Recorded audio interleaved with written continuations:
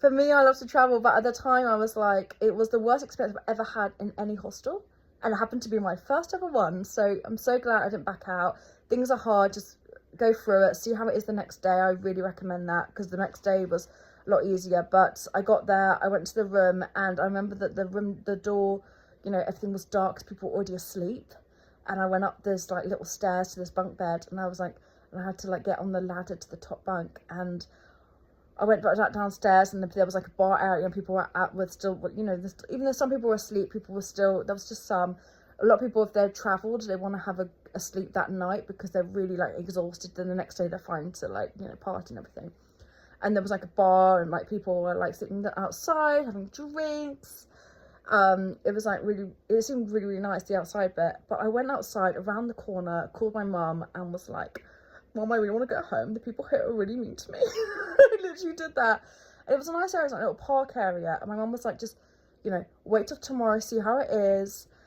And I was like, yeah, I've got to go back to this place. I don't know anyone, and everyone's mean to me, and it's a new environment. And what the hell have I done? Why did I think I could do this?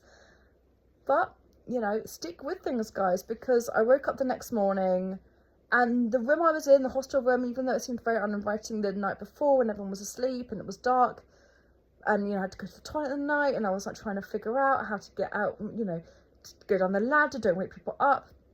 Next morning I woke up, and people were all awake saying hi, and, you know, people from all over the world going to Paris, obviously. And I got out of the hostel, and I just felt more like it's a new day.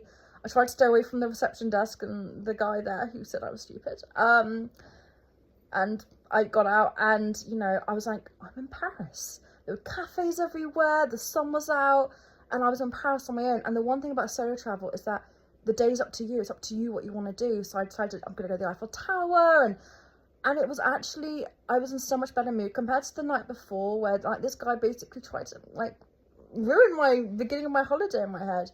But then the next day just showed that, you know, stick with it. Sometimes, you know, there are going to be hurdles, but don't. If I'd quit at that first opportunity, I wouldn't have had the amazing experience I had interrailing.